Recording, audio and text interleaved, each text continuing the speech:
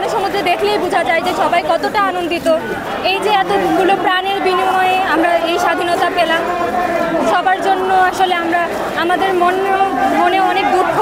তাদের পরিবারের জন্য আমাদের থেকে সব সময় সাপোর্ট থাকবে, সেটা মানসিকভাবে হোক বা যে কোনো প্রয়োজনে আমাদের থেকে সাপোর্ট থাকবে।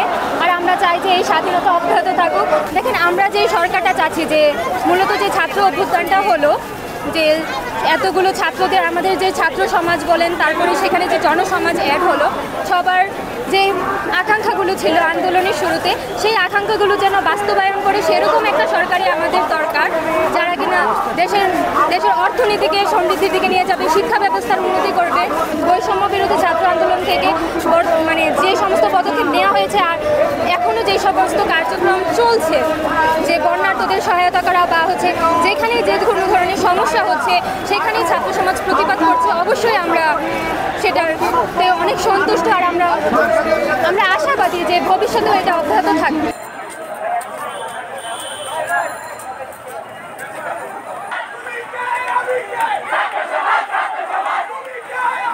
বিজয়ের সম্মাননা বলা চলে, যে আমার যে সমস্ত ভাইয়েরা বা বোনেরা যারা শহীদ হয়েছে বা আমাদের একজন শহীদ হয়েছে, তাদের স্মরণে শরণাপন্ন হয়ে আমরা আজকের রুটে নেমেছি।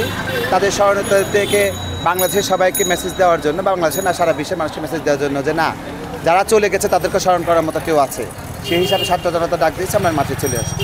এই অনুভূতি প্রকাশ করা যাবে, আপনার অনুভূতি প্রকাশ করতে পারবেন। জুলাই প্রথম থেকে দেশ এত উত্তপ্ত ছিল, কিন্তু যে অবস্থাটা চলে আসছে সেই অবস্থাটা এখন আর নাই। তখন আমরা ছিলাম, আপনার কোনো ইউটিউবার ছিল না, কোনো চ্যানেল ছিল না, ঢাকা মেডিকেল ছিল না, আমার শাহাব আখতার হিজরা ছিল, আমরা ছিলাম স্বেচ্ছাসেবক হিসাবে। তো ওই অনুভূতি বলে প্রকাশ করা যাবে না ভাই, কী একটা অনুভূতি ছিল। এত মরা মানুষ দেখেছি, এত মানুষের কান্না হাজারে শুনেছি, যেটা প্রকাশ করা যাবে না।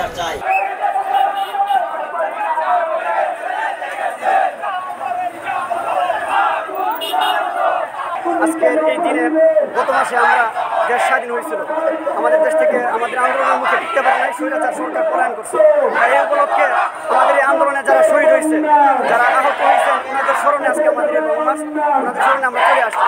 আর আমাদের যে সমস্ত ভাই আহত হয়ে হাসপাতালে কাটাচ্ছেন, ওনাদেরকে এই জন্য যে তোমরা একা নয়, তোমাদের পাশে আমরাও আছি, এরকমভাবে আমরা বাংলাদেশকে সামনে এগিয়ে নিয়ে যেতে চাই।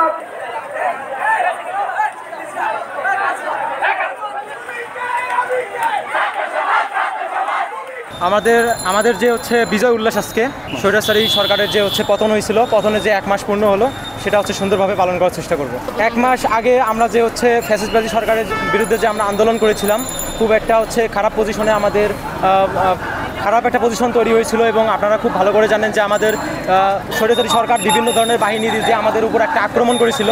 আমরা হচ্ছে বিভিন্নভাবে প্রতিহত হয়েছি এবং আমাদের যে একটা লিস্ট করা হয়েছে 735 জনের মতো স্টুডেন্টকে হত্যা করা হয়েছে এবং সকল সাংবাদিক ভাইয়েরা এটা হচ্ছে লিস্টটা এবং তুলে ধরেছে। এবং আমাদের সেই সাথে হচ্ছে আমরা একটা অভিজ্ঞতা অর্জন করছি যে ফ্যাসিস্টবাদী সরকার যে আমাদের উপর যে অন্যায় অত্যাচার করে দেশ থেকে চলে গেছে, এটা হচ্ছে আমরা হচ্ছে সুষ্ঠু বিচারের দাবি করতেছি।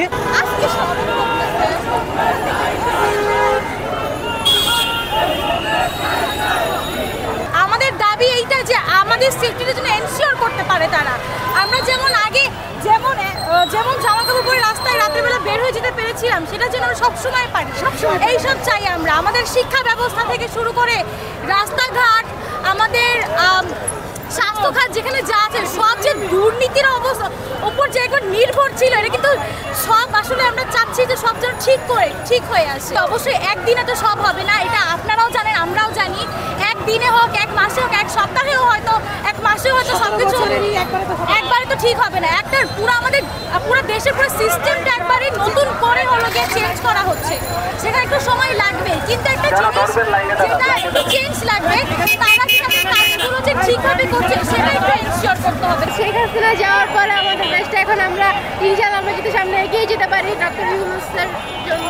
স্বৈরাচার মুক্ত দেশ, আমরা চাই না যে আরেকটা শেখ হাসিনা আমাদের দেশে জন্ম নেক। আমরা চাই ডক্টর ইউনূসের মতো লোক আমাদের দেশে হাজার হাজার থাকুক। আমরা চাই নতুন অন্য কেউ আমাদের নেতৃত্ব দেয়, কারণ আমরা বিএনপি আর অন্য সরকার দেখেছি, কিন্তু আমরা এটা চাই না। আমরা চাই আমাদের শিক্ষাকে আরও এগিয়ে নিয়ে যাবে এবং আমাদের পাশে জনগণ থাকবে, সাধারণ মানুষ থাকবে। আমরা এতটুকু চাই যে এই দেশের মধ্যে যে এই সমস্যা সৃষ্টি হচ্ছে, এরকম যাতে দ্বিতীয়বার আর কোনোভাবে না হয়।